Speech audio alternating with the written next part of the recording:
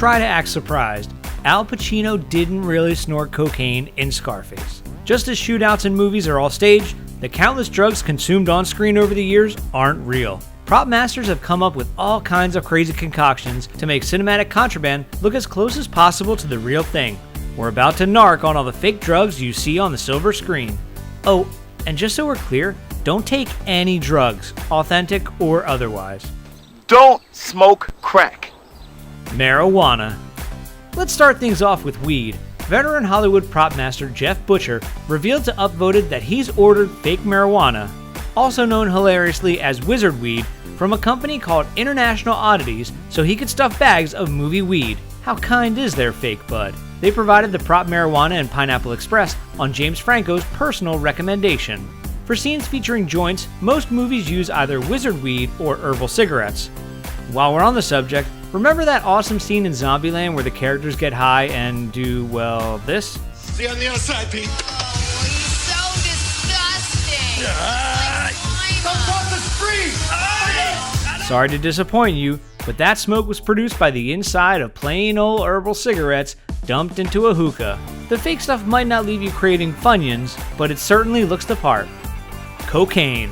The Hollywood version of coke is pretty harmless, to an extent.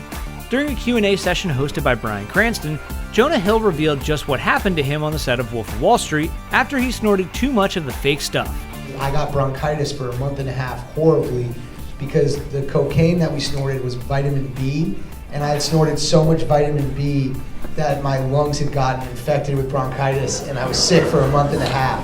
And while Jeff Butcher says that vitamin B is one of the most commonly used cocaine substitutes for movies, prop masters have turned to all kinds of other alternatives when making on-set powder. Other films have used mixtures of baking soda, powdered sugar, and powdered milk to get things just right. But Scarface co-star Stephen Bauer once revealed just what it was that covered Tony Montana's desk: baby laxative.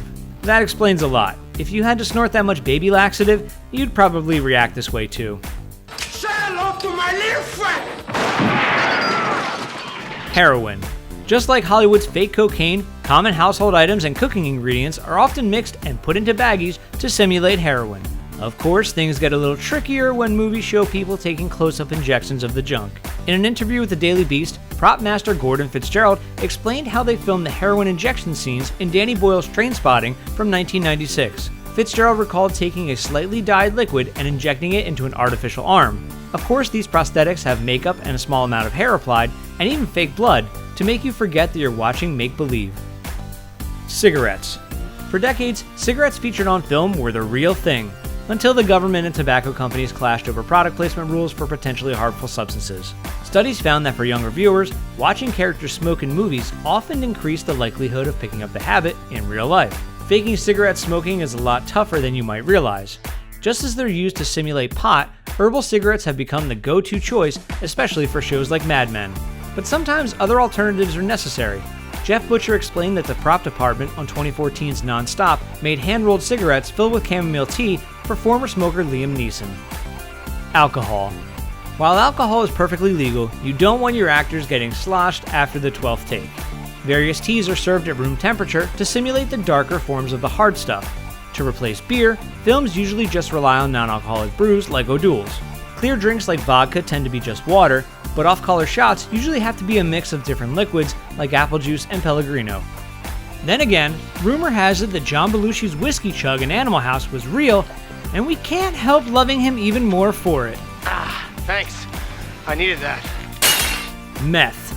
The Hollywood version of crank, ice, meth, or whatever the kids call it nowadays, isn't real either. A behind-the-scenes AMC video reveals that the meth featured on Breaking Bad is actually homemade rock candy. And as actor Bryan Cranston explains in this Entertainment Weekly video, the sweet stuff can be just as addictive. But on nights when it's labor intensive and the 16th hour, we start taking a little sugar. Of course, getting people hooked on rock candy makes perfect sense for the guy who used to play a TV dentist.